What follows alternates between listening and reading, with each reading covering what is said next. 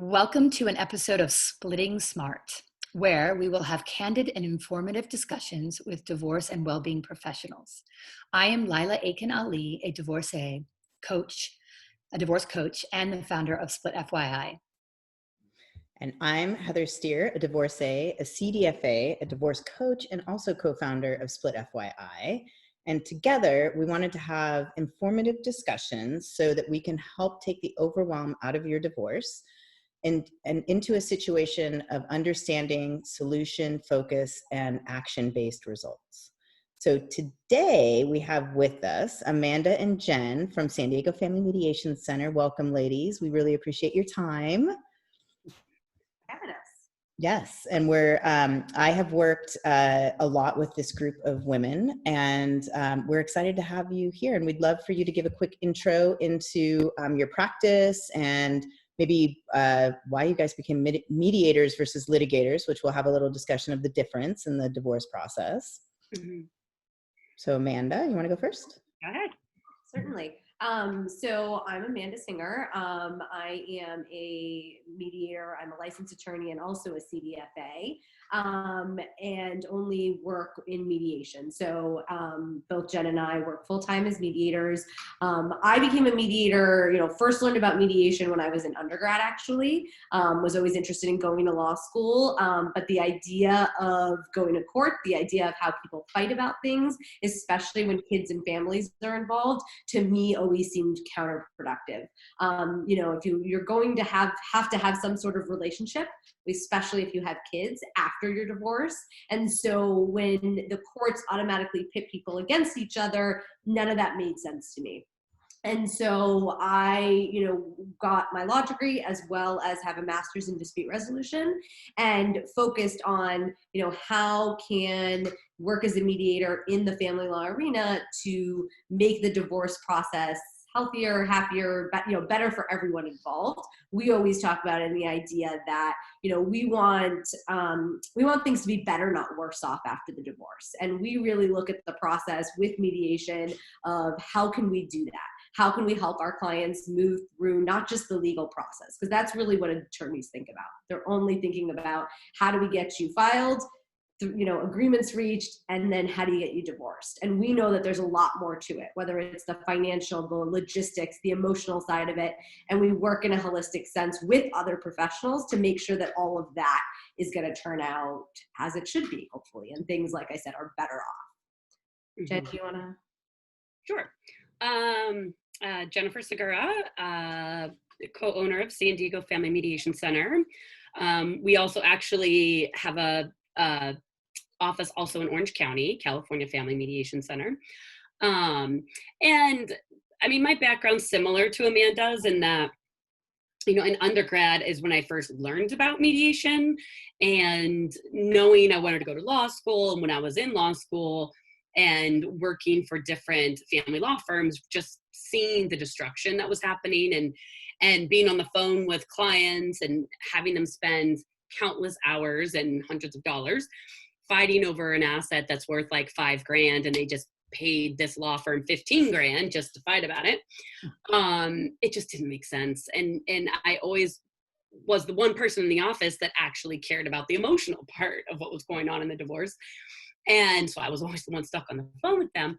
But that's the part I loved. That was the part that to me was more important than the stupid $5,000 car or, those things. It was trying to get these people to see that this isn't the end of the world. This is actually a chance for a new beginning, and to help them to see that this isn't going to be all bad. To help them start to pull out, well, what's good going to come from this?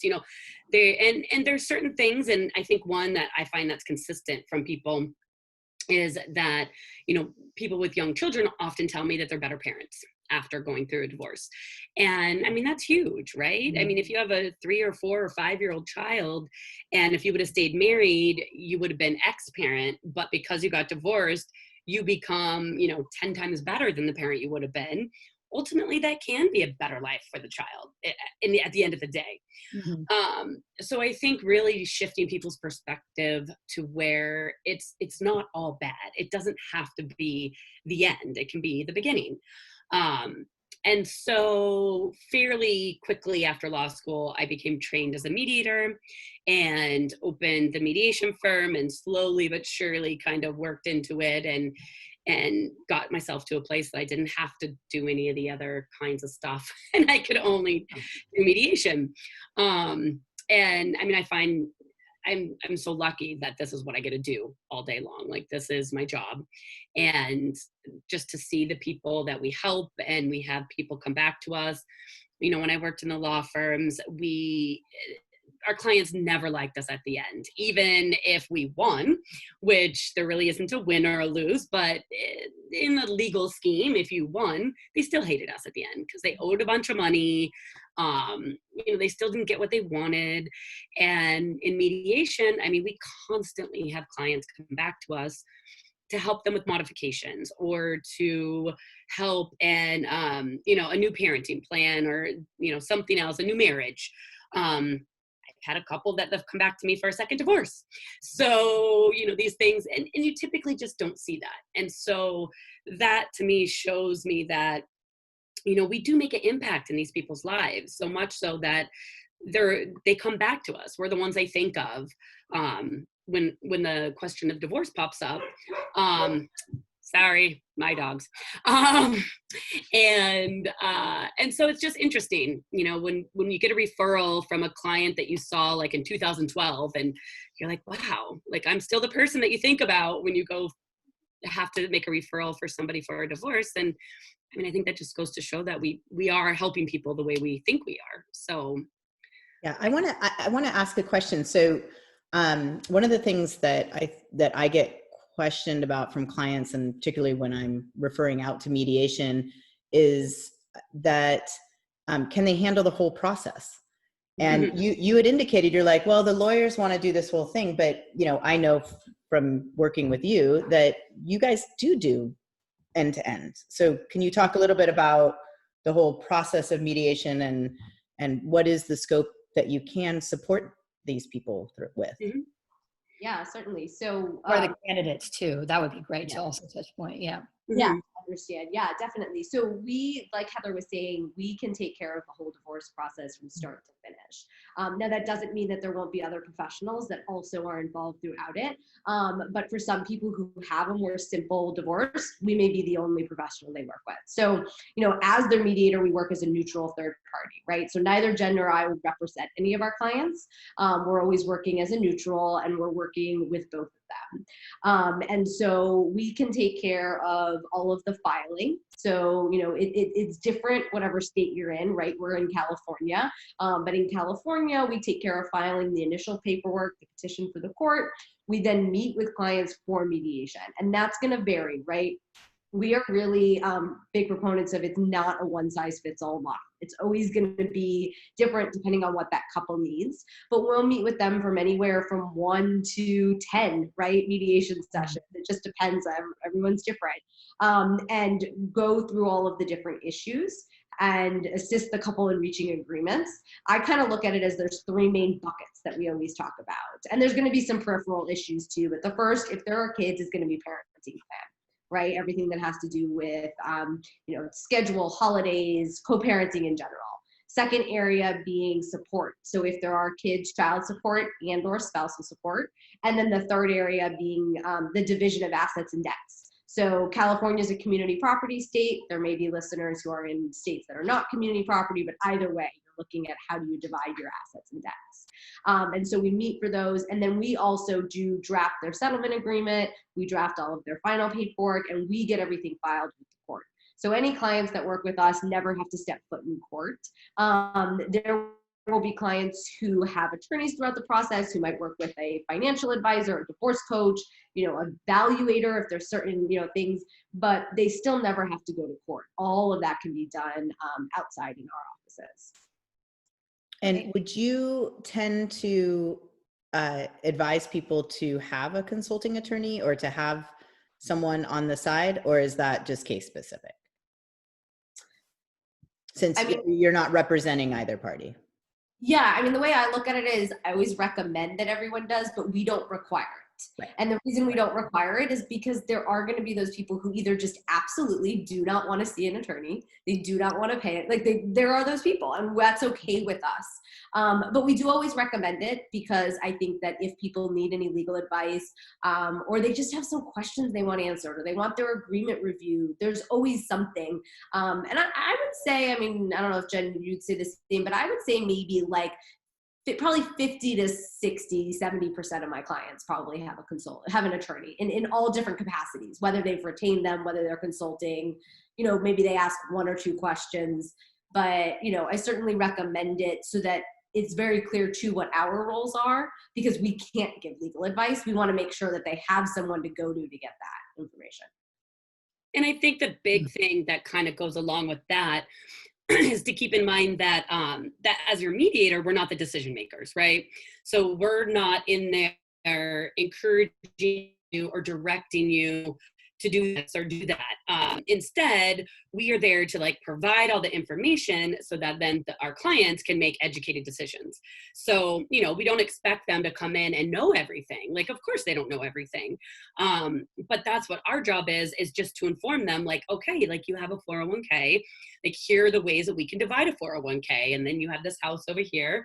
Here are the different options that you have with the house. And so going through and just kind of giving them almost just like a brainstorm, right? Like here are all the different options. And then, we can put all these pieces together in so many different varieties. But what we want to, it's like in the beginning, getting a value of everything. What is everything worth? What kind of debts do we have out there? And now that we know this, how can we arrange these things so that it works for each of you in whatever capacity it is that you need it to work for you? We are not required in mediation to follow, the exact 50-50 split the way that a judge would be required to follow community property. And so we can do things differently. And definitely we have clients who, if one parent's been a stay-at-home parent for 20 years and the other parent has a much higher earning capacity than the one that has stayed at home will ever be able to achieve in the amount of time left they have, people will divide things unequally to provide for that other parent the fact that they'll never have that earning capacity. So let's set them up for success and not set them up and giving them the bare minimum to where they're always going to need help because they can never get ahead. So it's trying to be creative and helping everybody to understand that yes, there are the laws, and yes, we can give some idea of like, well, what would a judge do with a 401k? Well, they'd split it down the middle. Like we can talk about those things, but at the same time, I think it's important for the clients to know that it doesn't have to be that way. Like we can be creative. We can talk about other ways to divide things.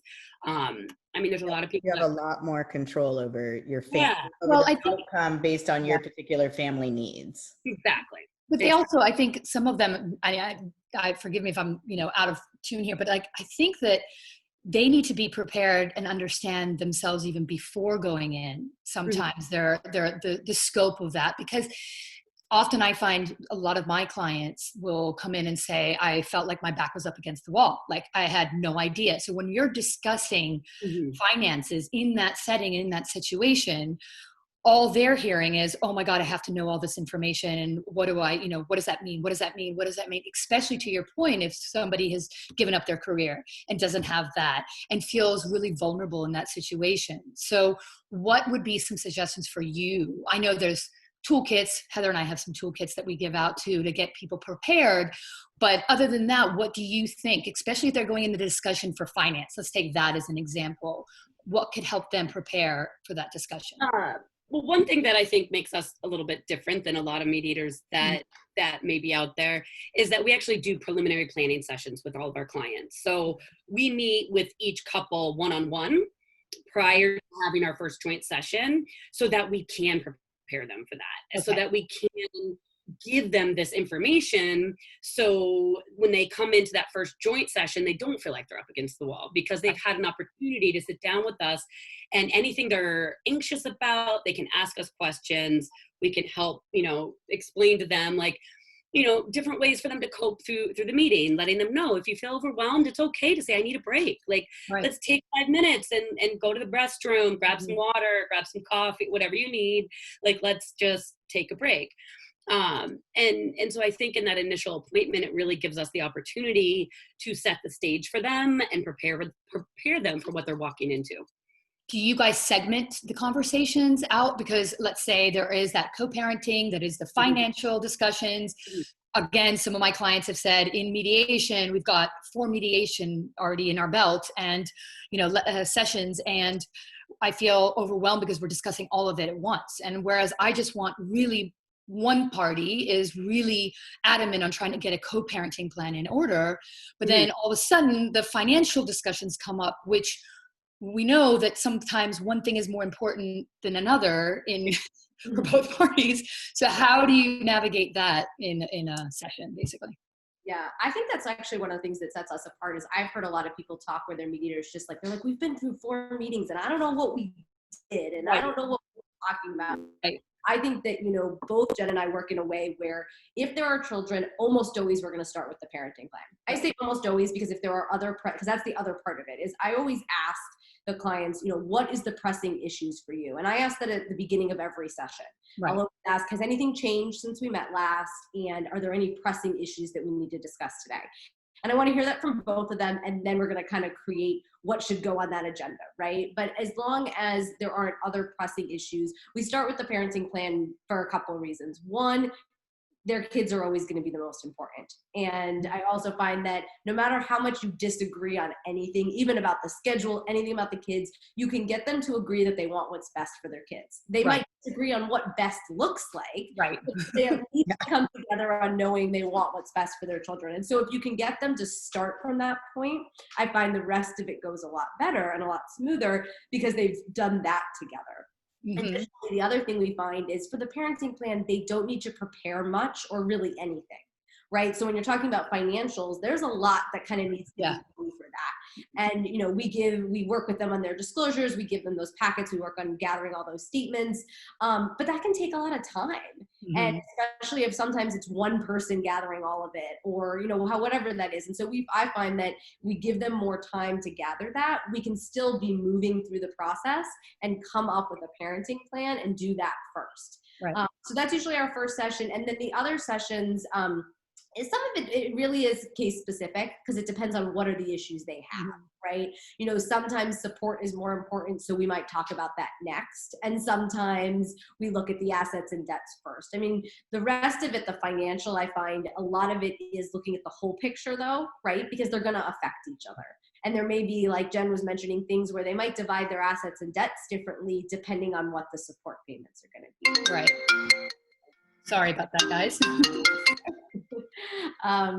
So we do structure it differently. One of the things that we do give all of our clients, and we're even welcome to, we're be happy to share this with clients or with anyone, is we have a preparing for mediation workbook that we've put together, and it goes through some of this. It talks about what happens in each session. It talks about what they need to gather. So I think the big thing about us is that we want our clients to feel prepared. We don't want them to just walk in, come into a meeting and feel like they have no clue what's going to happen.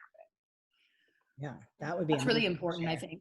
Yeah, and I think that, that's also, like I say, the more equipped you are with knowledge, and this is why Heather and I are doing this, is because we know that how vulnerable you feel when you just don't know, right? And you go into a situation and you're not always prepared. I know a lot of my clients were not so prepared when they were getting into mediation. And when they came to me, it was already when they've been in mediation and like, well, we feel like it's a means of procrastination.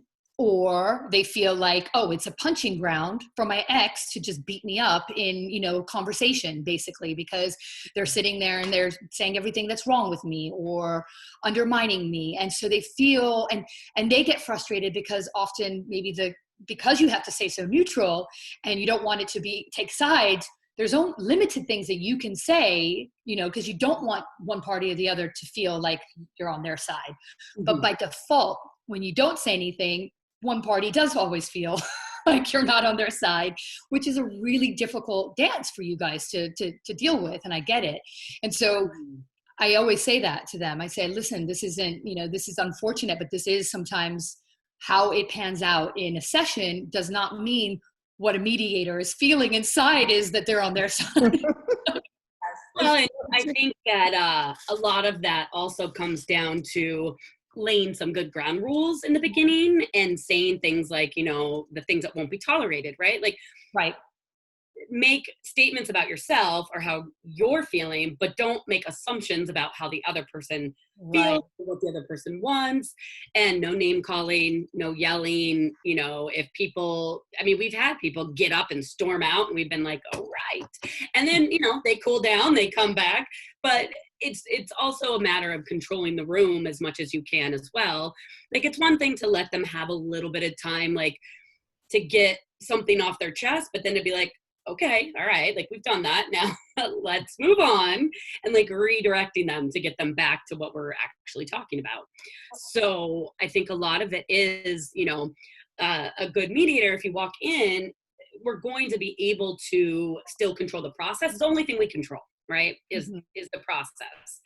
So all the decisions being made, you know, all of that is going to be controlled by the parties. But while they're in our office, we do want them to feel protected and safe, and, you know, and that we are working to equalize that balance of power to where, I mean, I don't have a problem telling somebody who's being a bully that they're being a bully, like, you know. So that to me isn't me being biased by any means. It's that's this is for them, right? Like, you do this stuff out there, that's fine. And I also won't allow them to bully me. So I've told them, you know, look, I'm not going to let you talk to me this way. And so if this is, then we can end the session and whatever. But I'm not going to let you sit in here and beat me up, beat her up, you know, and think that's okay. So some of it's just setting the expectations with the clients as well. Yeah, no, and I think that, I mean, I remember, I mean, I went through 3 mediators when I went through my divorce. So and interesting, one was an ex-judge, and this is in the UK, so a little different, but, you know, they have a protocol, and a lot of them have learned to stay very neutral, but almost so neutral that they don't set the bars, they don't set the rules and regulations in the sense, like, this is a sacred space, and in this space, what you do out there is, you know, I can't be my concern, but they never, not one of them ever set that. And I love what you guys are saying, that it's like, okay, you're in this room and we're going to try to create this, you know, we know you have your differences. That's why you guys are here. but you know, but there are some rules and regulation. Like, here is, you know, there isn't any name calling, and if there is, then we need to step outside, or we need to do whatever, take a deep breath, or you know, because it's unfortunate, because I know that a few of my clients actually have gone down the path where they now want to litigate because they're so angry of the situation, because they felt they've been beaten up in that session, and now they're even angrier at their ex instead of feeling more. You know, it's like defeating the purpose. And again, because there's no guidelines and there aren't any of that, and they're feeling unprotected. And I think that I want them to know, and I want our community to know, that you can be protected in this situation. And it is a very protective one. And it actually, in the end of the day, it actually is a way better path. I mean, Heather and I are huge fans of, you know, mediation over litigation, 100%. And to your point earlier, and circling back at also the financial, you know, the financials that go into litigation, you know, sometimes they're fighting over a house. One of them wants to keep it. I said, well, if you're going to take them to litigation, you're not going to keep the house, because how are you going to cover the cost of it? So it's like, it's a counter. It's like, even, and what I loved what you guys said earlier on was about that shifting that perspective on things. You know, shifting the perspective of how you're looking at the situation, rather than I want to get what I want, or win, or not give in to him or her because they're bullying, or they think they know better than I do. And also, what's your end game? Like, what do you want, right? It's like, where's your vision? Do you want the house? Well, okay, so let's take a few steps back. So What does that look like? Everything. So And what's not as important to you. I talk about that a lot with clients, of like what they're, you know, if you're talking about tips, it's thinking about your interests and thinking about the other person's interests. And I look at it as like as a puzzle, right? How do we get these pieces to fit together? And the way that we're going to do that is there's going to be some compromise, right? There's always, you know, but I always say it's okay to say this one thing is the most important to me. Okay, but what else are you willing to give on? And so where can we start to see those pieces that fit together and make that work for the clients? Yeah, absolutely. Yeah, I think it's interesting. I gratefully stayed in mediation through my divorce, but we had moments where we had to be spun out. Like our mediator would stop us, and then she would say, okay, it's time for you guys to go talk to your attorneys. So we had consulting attorneys, not retained attorneys. And it was like, that was our time out. It was like, okay, you need to go figure out, you know, sort of go get some independent advice, because she couldn't tell us what, you know, she couldn't advise either of us. So we would spin out and we'd have to go go spend money with our attorneys. And then we could come back together and talk about what we were told. Or at times, honestly, I brought my attorney in with me because I needed someone there with me going through it. Like I just couldn't, there are days that I couldn't sit there with my ex and with the mediator. And so, and that's where I started developing kind of my divorce coaching practice and CDFA, was in order to be able to sit with clients and be that extra set of ears and person that could be with them, that wasn't as expensive as their attorney, but also wasn't going to flame up their spouse, because I wasn't like a sister or mother or brother or someone else coming in, right? We didn't have the emotional baggage. And, you know, just to kind of help advocate and be a note taker. And, you know, so there's some hybrid worlds that still happen. Just because we had to go talk to attorneys or do that, it didn't mean we were failing out of mediation. We just needed to go get some more information and then come back and still continue down the path. So do you see your clients? Yeah, definitely. I mean, I have a couple I'm working with right now that, you know, they were so mean to each other. Like, he cheated, but she was mean. And so the two of them were just like, it was principle, right? They weren't fighting because either one of them cared much about anything. They just, as long as they knew it was important to the other person, they were going to fight. And it started trickling down into the parenting plan. So I told them, like, you guys need to sit down with a co-parenting therapist, because right now neither one of you are clearly thinking about the ramifications of this on your kids. And I'm not trained to tell you what the ramifications are on your kids. So let's go put you with a co-parenting therapist, learn some stuff about that, and come back. And they were a different couple when they came back, because they had a professional who told them, screwing up your kids, you know, and you can keep doing this, but this is what you're creating by doing this. And they came back and they were so respectful and they were nice. And I'm like, wow. I always tell my clients, you know, love your kids more than you hate your ex. Yeah. Put it in perspective. No, it's so true. But to the point where you said earlier, and I think every parent, whether you're divorced or not divorced, you always feel that your parenting skills are better than the others, right? Like, wait a minute, I'm doing it right. the way I do this and the way that I do is right. Theirs is wrong. So, you know, you have an element to that regardless of your marriage status. Yep. So it's just heightened and fueled with anger and fueled with, you know, that dukes up, you know, the attitude that you've got inside of all of that. So that's what I think, you know, it's a difficult one to navigate. And I think sometimes they do need that extra push. They need somebody to almost like the teacher that, you know, tells them you're doing it wrong. So maybe you guys need to do it another way. I think it's so important. Absolutely. It's funny because when you are married, things that happen within your marriage with kids, you may laugh about it as parents and be like, you know, you just hit their head on the wall. And now all of a sudden you're going through divorce and you're like, CPS is called and you're like, right. What's going on at that house? You need to do a wellness check. Don't Right. ever do that, people out there. It's remembering that the child needs the love of both parents, and Yeah. sometimes the view of your love is going to be skewed, like in the sense like you don't think that that's speaking love, but they are, because their attention is with the child. And what you said earlier was fantastic, but I really do see that parents, especially fathers in this case, and not to undermine fathers, but sometimes the fathers haven't been as present, and the mom is the caretaker, or the mom is looking after the children. I think it swings more than 50% on that, right? And all of a sudden a father is becoming a father. Like they're actually engaged. They're actually taking the children to the school and then picking up from them from practice or this or that. And it's like, whoa. So now they're actually a better parent for it. Yeah. So what you said before. So And it's so funny too, because not only do they become a better parent, but I've seen so much of clients start to, and it's unfortunate that they do this after they're getting divorced, but they start to respect the other person and what their role was in the marriage, because, you know, dad might not have been there because dad was busting his butt to make sure that she could stay home with the kids and that Right. they could live in this home and live in this neighborhood and go to these schools.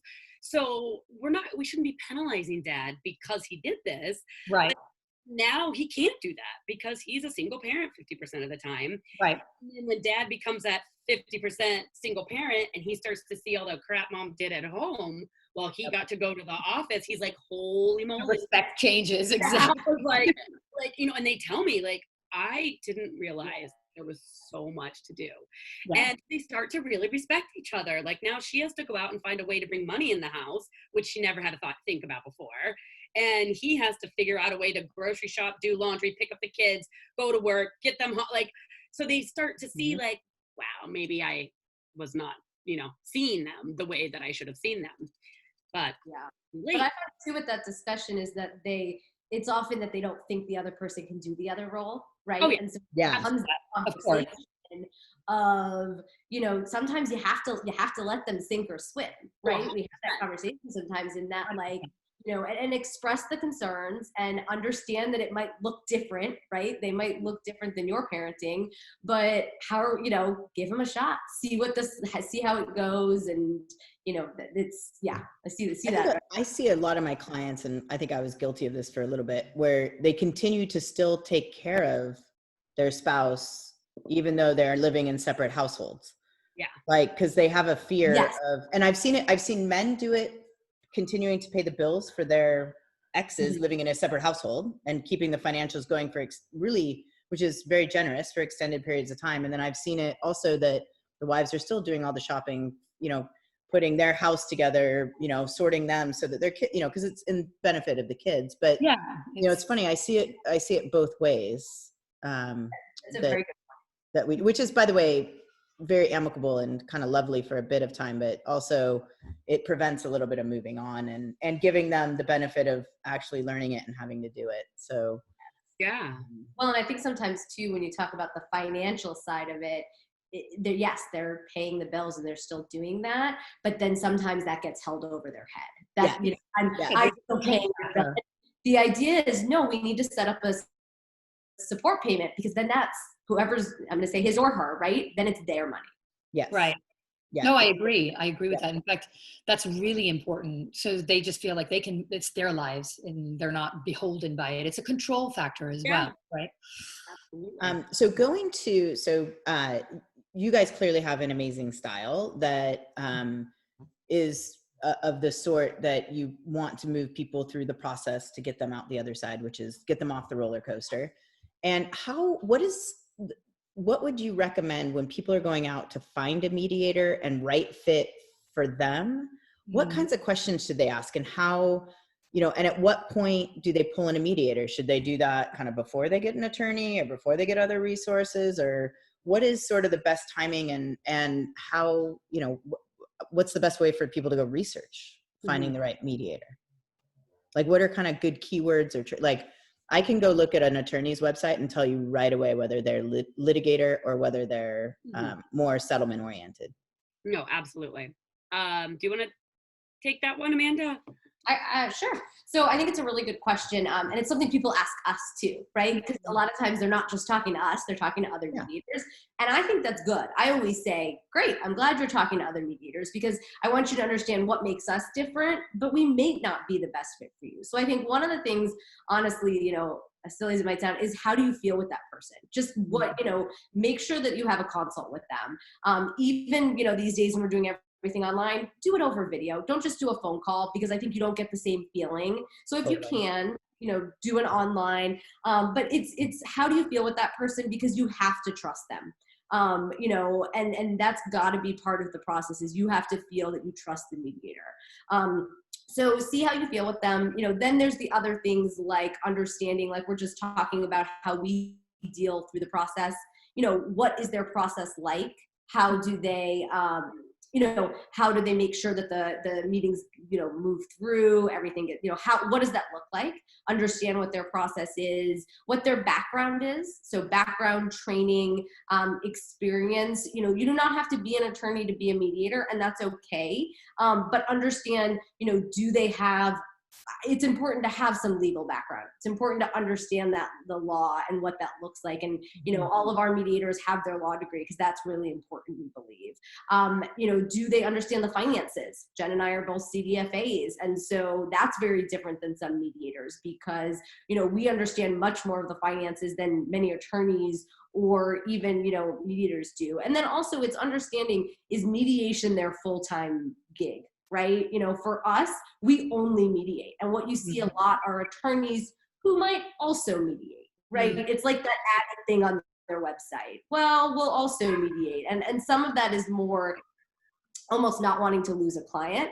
But just, it's more of a, you know, are they litigating one day and mediating the next? It's very different skills. And so we, you know, we always say one of the things that sets us apart is we are full-time mediators. Right. So I think that's important to know about your mediator. And then maybe Jen, you can speak to the other part of the question, which now I'm like totally blanking on. No, I think, no, that was great. I think yeah, those are all important questions. And I agree. I think particularly when we're in this online world, there is a huge energy exchange that still can happen through video. Yeah. And I think that that's still is very important, is to do that. And actually a little, one side note is, for those of you out there that don't know, I said that I was a CDFA, both Jen and Amanda are CDFAs. It's a certified divorce financial analyst. So we have a particular expertise in how assets and debts and the cash flow works in the divorce space. So that is something that is good to look at, is people that are trained, that have a professional training in that. There are a lot of attorneys out there that get 8 hours of financial training and that's it. In law school. Especially if one of the most important things that they need to discuss are the financials and the financial settlement. It is very, very important. Yeah, very important. I think Heather, you were asking how when's the best time, right? Oh, yes, the timing of yeah. You want to? Yeah. I mean, honestly, anytime, right? Like, like as soon as possible, I would start with a mediator before moving with an attorney, because I think an attorney for some people can, you know, get in there and be like, no, I'll get you this, I'll get you that. And it sounds great, right? It's like they pull you in and you're like, okay, this is fantastic. And then you move forward and things get stirred up so much that then you can't go back. The thing with starting with a mediator is that the option to litigate is always there, but use it as a last resort. Don't use it as the first resort. You know, we're happy if people come in and they're like, hey, I don't even know how to talk to my spouse about this. I don't know how to explain it to them. Like, we're happy to make that call. We're happy to do free consultations to let people learn about us, learn about the process, see what the differences are between litigation and mediation and things like that. And I think, a big red flag when you are looking for a mediator is if you do have somebody say something to the effect of like, oh, these are all the same anyways. Like, we've had couples come to us and tell us that their mediator said, you know, these are all the same anyways, don't worry. Like, basically it's a cookie cutter. We're going to put you in the same plan that we put in everybody. And you're like, whoa, like, we're the exact opposite. We're like, hopefully this will be completely different than anything ever because it's going to be unique to you. Right. And kind of that same cookie cutter philosophy, I think you also get the people who they don't look at mediation as a separate process. They look at it as the court process happening in a different setting. Whereas we look at this as it's a completely different process. We're not trying to mimic what will happen in court in our office for mediation. Like it's going to be different. You're not a private judge. We're not a private judge. We're not having settlement conferences. We're not trying to strong arm anybody into agreeing. We will not pressure people.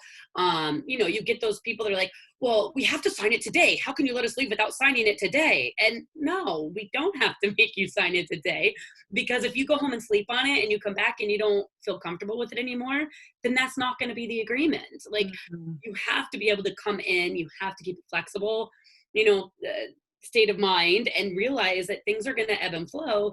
And we don't want anybody walking in and signing an agreement that they don't 100% feel comfortable with. Right. And like you had mentioned earlier, feeling like you have your back against the wall. We never want anybody to feel that way.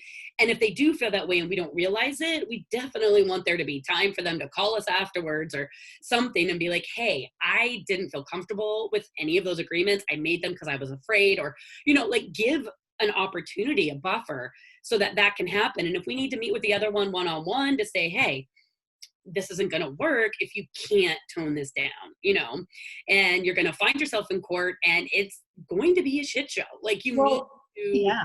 And also they're abdicating. So this is the thing, is that in the end of the day, when a judge takes over, it's done. You're done because you have no decision-making power.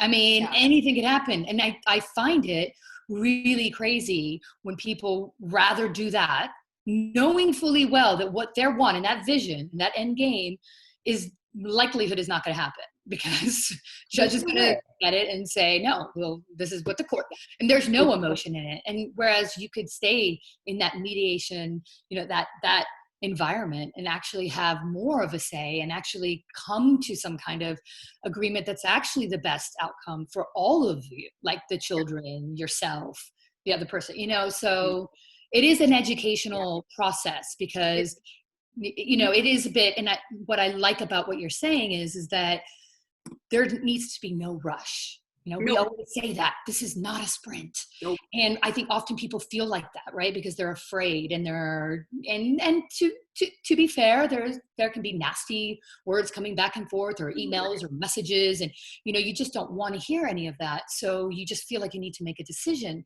But to your point earlier, it's like, take that time, because this is it. You get one shot at this deal. This is the shot you got for your life and your children's life. Like number one, it's like, make that. And this is our job. Like Heather and I, definitely as a coach, this is what I'm constantly trying to teach, or down to highlight to my clients. It's like, slow down. It's not a rush. And it's okay if nothing happened within that session, but it allows you the time to maybe prepare even better for the next. And percolated something so that you guys can go home and talk about it and think about it and sit on it. And it may start off that one person's like, oh my God, I have to have the house. And then after a session or two, they come back and they're like, I've changed my mind. Like, I don't think I want it anymore. And, so much can change. So when people ask us, well, how long will this process take? It's like, that's up to you. Like, if you want this done in 2 weeks, I've got it done as quick as a week before, when people are like, we got to get this done. Fine. Like, it's up to you. But most people, if you need to take 5 years, take 5 years. Like, we don't care.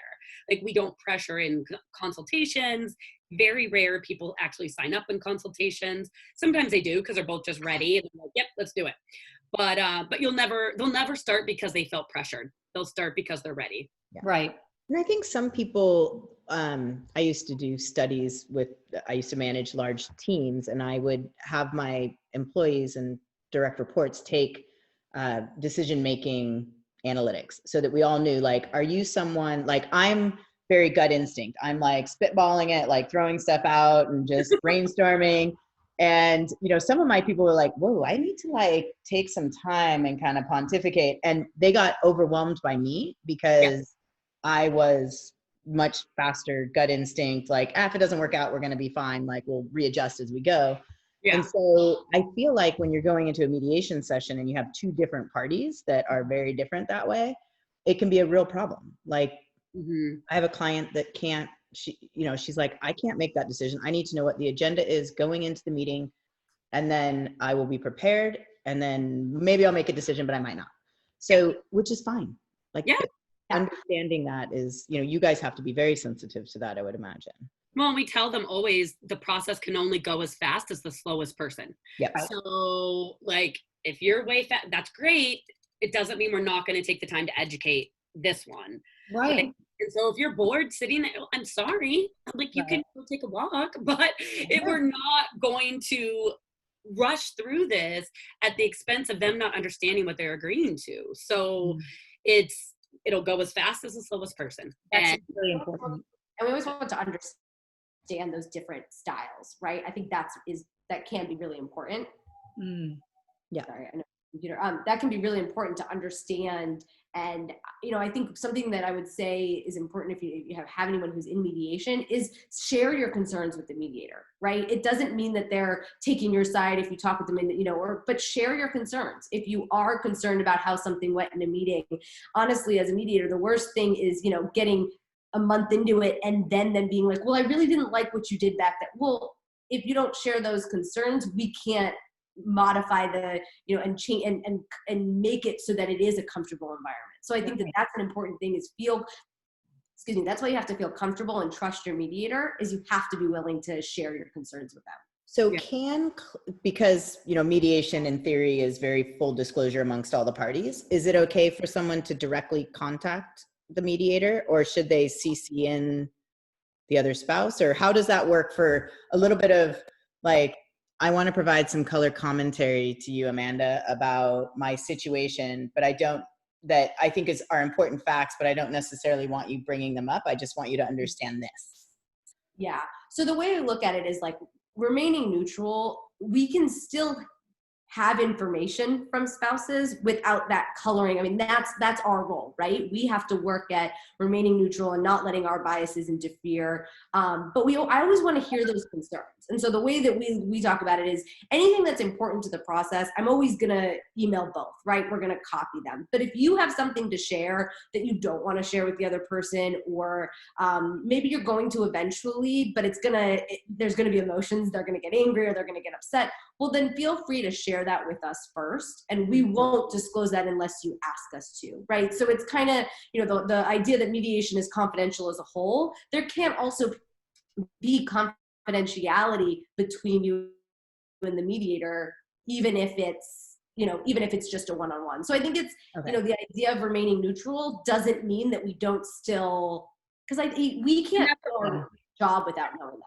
Right. Yeah, that's what we do with the PPS. And we never used to do these individual meetings. And a mediator, Woody Moston, he is, he's been mediating, I think, a million years, and very well known and a great mediator from LA. One of his advanced trainings we did, he's like, absolutely, you have to do this. Like, how can you know what you don't know if you don't do this? And then it started to make a lot of sense to us, because there's a lot of mediators that do a lot of caucusing, right? Where they have one person in one room and one person in the other. We do a lot less of that, like formal caucusing, but I would say we do informal caucusing, to where we do those PPSs in the beginning to give both of them just some time to let us know their side, how they feel, what they're scared of, what their goals are, like, so we can help, like, hear the things that will help you through this process. And then as the things go on, we're not going to be BFFs with either one of them, independently. But if somebody has a question, or if somebody's just, scared about something or something else, we always encourage them, and we also encourage them to call and talk to Todd, have him kind of talk through emotional things if they need to. But I think it helps. Well, then I have a question really quick before I forget that on that brain train is, what if what if one of your clients or one of the parties had, let's say they're contesting something, right? And it's, again, let's just use a 25-75, right? So of contact. And then the one who's at 25 says, okay, I'm kind of willing to put in plan somehow to get to that 50-50, okay? But they're afraid to bring it up into that environment, because they know that if they bring it up in that environment, then because they're bringing it up, it could be met with no way, because they're bringing it up. So are they able to put that into a plan with you, send it to you and say, can we bring this up? Can you bring this up? Absolutely. And it doesn't feel like, okay, I'm taking sides. You're not saying that this is a great plan. You're just saying this is a potential plan. This is the option that has been given. Yeah, exactly. Well, it's also, one of the things I always say to people is, like, I can say the exact same thing as your spouse says, and you're going to hear it from me very different than you heard it from your spouse, right? Because they're getting divorced, right? And so, that's one of the things too, is I'll say is, well, you can let me know what it is that you're thinking, and I can even present it as your plan, right? So it's not, I'm not breaking my neutrality, but they're going to hear it differently. Because the way I can present it is different than the spouse can present it. So I think that's really important, is, that's part of your mediator's role, is to do that, right? Is to be able to repeat things back and say it in a way that they actually listen to it. Right. Yeah. It's a great technique, let me tell you. So I love mediation. I'm all about making people go through mediation if at all possible, at least as a first blush thing. But there are situations, unfortunately, things like domestic violence and things like that, where mediation is maybe not the best route. And what are some other examples of where you hit a wall? Like, if these things don't exist, mediation may not be the best path. Now, that doesn't always mean you're going to show up in trial and go to court. It could be that you're going to do things like lawyer lettering or negotiating between attorneys or doing the private judge route that we were referencing. But what is it that are sort of mediation no-goes? Like, you're not going to make it. It's hard, I think, to like pinpoint something. It's like one of those things you just kind of, it's a feeling almost, right? Like, I could have a consult, and at the end of that consult, no, they are not going to make it through mediation. Whereas I sometimes I can't pinpoint what it is. I just know from their exchange that it's just not going to work. What do you think, Amanda? So I have one thing that I always say to people, and I say, because people will ask this question, right? Like, what if, why don't people make it through mediation, or who's the best candidates? And I think the one thing I always say is, if one person or both people walk into the meeting and say it's my way or the highway, right? Not willing to budge, they are not going to compromise. Those are the people that don't make it through mediation. Yeah. And like Jen's saying, we know that a lot of times from the beginning, because I sound like, I don't care, no matter what I try to do, I can only do so much. If you're not willing to compromise, then there's nothing more for me to do. And I'll be very honest with people like that, because you do have to be willing to compromise in mediation. And like I said earlier, it is okay to say, this one thing is very important to me. I'm not willing to compromise on that, but you have to be willing to compromise on something else that might be just as important to the other person. Yeah. I think the biggest, I don't know if it's a red flag or kind of, that's what I always see as, like, if you come into mediation in that way, then don't do it. Because we can't work our magic, in a sense, right? Like, we can't do what we're supposed to do if you're not going to be willing to compromise. Because I can't problem solve and be creative and come up with ways to have conversations and do all these different things if you're just going to say, well, no to everything. Right. 100%. Well, it's like that with our clients. It's like that with coaching. I mean, we never have anybody coming to us who thinks they're 100% right in everything and they want to win. But isn't willing to be redirected a bit. I think one of the other areas that I've seen in my private practice is lack of trust. If you can't trust the other party and you don't feel like they're going to be full disclosure, you both need to kind of come in and be willing to share all of the information that is there. And this may be in particular with the financial part of things, but if you guys don't ever kind of get the full story of, like, is everything really on the table that we're talking about? I feel like that spins you out into having to go through more formal discovery and interrogatories, and all of that is where I've seen my clients fail out of mediation. And so what I tell those couples usually, like, let's say the wife comes in her PPS, she tells me, I just don't trust, he's telling me everything, I think he's hiding things, blah, blah, blah. I tell her, like, if you can sit down and put together what you know you need and what you know you want, and as long as you get those things, it doesn't matter how much more is out there, then this can work.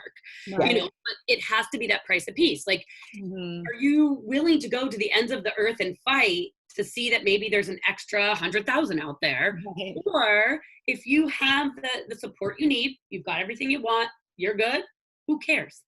Who cares? Well, and there are ramifications, right? Like There are. in mediation, if they don't disclose something, if they're, so there are still things that are built into the agreement, the same as if they were in court and didn't disclose. Yeah. But what I think, I'll have a conversation with them about it is, there's part of it is, at some point you have to trust them to be in mediation, like, because we're not doing discovery and because we're not there to tell them what to do and force them into, we require that they do a full disclosure. It's in our mediation agreement. It's part of the law in California, but like, we do all of those things.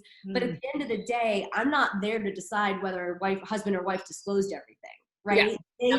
They have to sign under penalty of perjury. They did. So I think, Heather, you're right that there are some situations where if either one of them is just never going to trust the other, they always going to think that there's something more, and maybe they're not lying. Right? Maybe the other person has disclosed everything, but they just are never going to trust. Well, then there's always going to be that part that makes it hard to mediate. So I think that's certainly not have peace moving forward. They may be that person that has to know it all.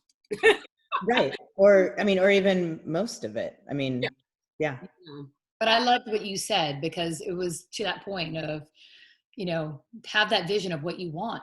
It's like, what do you need? What do you want?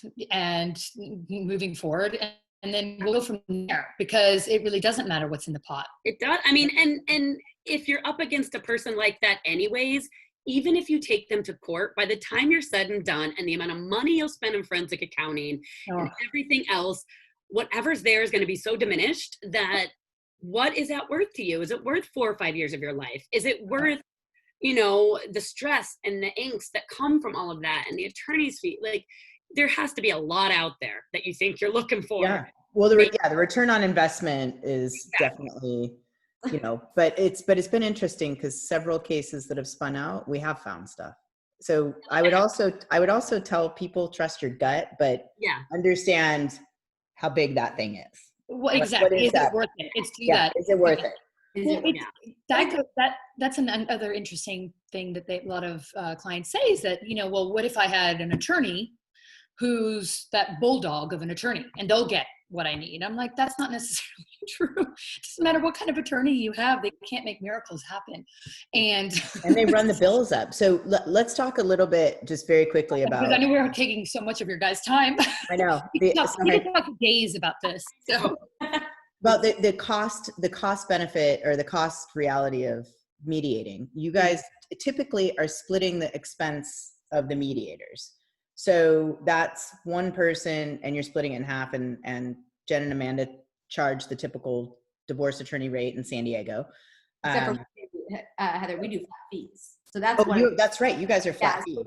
So we do flat fees, so they know what that process costs for the most part. There may be if they need additional things or stuff, but they know what that looks like. But that's not common. A lot of mediators will still charge hourly like attorneys. Well, yes, that is. Guys do the fit. This is awesome. Yes. And actually that's true, because I think it's more like 75% charge hourly rates around here, and there's 25% maybe that are flat fee in our local market. Yeah. So that's also something that's important to go look at, because I tend to see that the hourly mediators will drag things out a lot longer. So looking at a flat fee, and then sort of what the incremental process is, because it is on you as the client to, I think Jen said it earlier, you're only as fast as the slowest person. Yeah. So that will create a lot of hours and a lot more expense in an hourly rate. But it still, I still see that it's a much more cost-effective way to go through the process than, you know, sitting with 2 attorney rates that you're both bearing the burden of, and then potentially also a mediator. And then, you know, so you need to watch how much you're doing. And so from an expense standpoint, mediation is also financially a better path forward, typically. Absolutely. And even when people do say like, oh, can we just work hourly for this reason? Or maybe they come back years later and they need to do something that they work hourly. It is so much more expensive when they do it hourly. And for us, we're like, God, like, because we make a lot more money if we do it hourly. But it takes some of that anxiety off of the clients to know, like, we've paid this, it's a flat fee. We know if we can do our part and get through it in this allotted time, we're done. We don't have any more costs. Yeah. And having that peace of mind for them, I think makes them better in mediation, because they're not like, well, how much is this costing me? The anxiety, taking out the anxiety. I mean, our whole reason, even Heather and I were saying this, is like, we want to take the overwhelm, the anxiety, all the unknown, you know, out of, you know, our communities, like, feelings and lives when they're going through something so difficult. I mean, come on, you're an emotional roller coaster, right? So this is the ball. Yeah, when you know, when anything that you can be 100% sure of is an asset. Like, you know, I mean, 100%, because you're not sure of anything when you're going through it. So yeah, absolutely, you're going to show up that day, or your spouse is going to show up that day, or that too. Clients the motivation to get through the process, right? Heather, you're saying the mediator can slow it down, but it also gives the clients, when they know, okay, we've got X number of sessions, and, you know, I find that they're more aware and of the time they use and how they use it, right? Like, they want to get it done. Yeah, they want to come to an agreement. Mm-hmm. And maybe they'll pay for extra time. That happens, but they kind of have an idea of, and that's maybe why we are also better at structuring the process, because we do want to get them through it in what we anticipate that it'll take. Yeah, great. Which is awesome. Yeah. Well, thank you, ladies. I mean, this has been such great. I know. This has been amazing. So insightful, even for me. The scope of mediation. Yeah. We're all here to learn. We're all here. I'm always learning.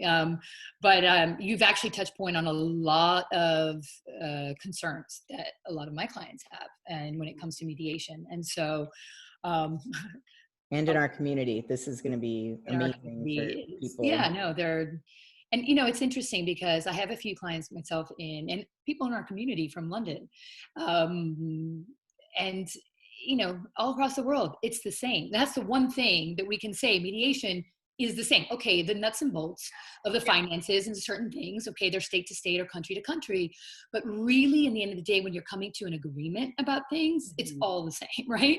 Yeah. So this is like 100% such a great resource for them as well, just to say, oh, maybe I have the wrong mediator, or maybe, you know, we're doing the wrong, you know, or maybe I'm approaching it the wrong way, or. And never be afraid, by the way, to our audience out there, to switch mediators if it's not the right fit. Maybe you made a mistake and you didn't select the right one. Don't be afraid to switch your attorney. I think I'm not sure actually, I can think of one case I've been involved in where there's been attorneys involved that an attorney switch hasn't happened by one or both parties. Oh yeah. So my own divorce included. It's okay to switch, and it's so scary because hiring these people to begin with is really challenging. You're doing it like you've never had this experience before, and it's okay to switch. It's okay. That's another point that I think that what you guys do is fantastic. I'm just going to circle back to that, is that when you're going through this, I always say you need to do a beauty parade, right? You need to figure out who it is that you can feel good with. Who do you trust? Now, it's costly when you're calling all your attorneys and having conversations with your attorneys, and they're charging minimum $500 to $5,000 for an initial consultation. And some of them might not even speak to you if you don't have a certain amount of money in the bank. So you're already at this, you know, like there's a block, right, in your path. And whereas what you guys are saying, and you're doing this, you know, consultation, and a free consultation at that. I mean, that's like, I don't know, music to the ears, you know, so somebody can just feel, oh, great, and they get to know you. I think that everyone should have that. I wish all the attorneys even had that, because it is a scary process. But I mean, they're never going to do that. No. But, you know, how do you know a person? And a lot of people don't have the funds to do it. No. So end up just going with the first person because they can't keep shelling out $400 for a consultation. Exactly. And then half the time in the consultation, they talk about themselves and their own kids and this and that. And like, they're not even getting to your issue or your question. Well, and we find sometimes, I mean, yes, it's a benefit to them. It's also a benefit to us as the mediator to offer that consult, because we're also making sure that we're the right fit for them. I was just about to ask that. Do you ever turn clients away? You're like, oh, you guys might not be the right fit for us. Yeah. The World War III is going to be in our room if they come in. Heather was actually there for one of the clients where I finally said, you know what, I just don't think I'm the right mediator for you. And, you know, there were many things to it, but it just wasn't going to be the right fit. I don't think they were going to make it through mediation either. And I said that. I said, you know, this isn't going to be the right fit. So I think that by offering that free consult, it's good for the client and it's helpful for us. Yeah. No, I find the same thing. I think particularly as you evolve as a professional and you have enough years, you very quickly dial that in. And I'm like, there's certain people you just probably can't be bothered with. Like flat rate would be blown out of the water just with your own energy drain. And it's important because you want to, you know. Yeah, and it's important for them to realize, like, because if we are turning them away, there's a good reason. And so other people are probably also going to turn them away. So where eventually you got to start looking inward, right? Like, nobody wants to work with me. What am I doing wrong? Right. And maybe or they end up with someone hourly who's just going to, you know, that's a part of their business model, that they earn a lot of money off those people and then they fail out tons of thousands of dollars later. And it doesn't help anybody if you know they're going to fail and you take them anyways. No. Well, all right. This has been great. Yes, thank you. I don't think we're done with you girls yet, because I know there's a whole nother conversation that we're going to look forward to having, because I know that you guys do a little bit of work, Heather was telling me, on even people who are marrying and prepping that. Up front. That's a whole nother conversation we're going to have another day, because I know that's a new topic and it's something that we're very interested in as well. So we'll be back. Yeah. Thank you guys so much. Thank you.